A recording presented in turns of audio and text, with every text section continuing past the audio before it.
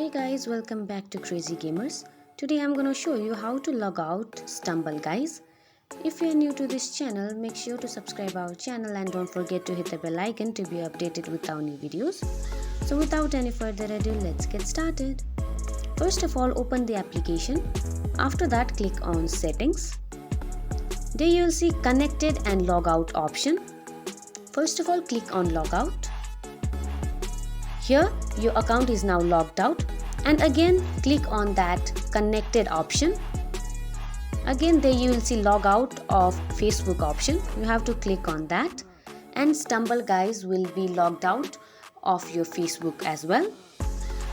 So this is how you log out of Stumble guys. I hope you find this video helpful. If so, don't forget to give us a big thumbs up, and we'll see you in next video.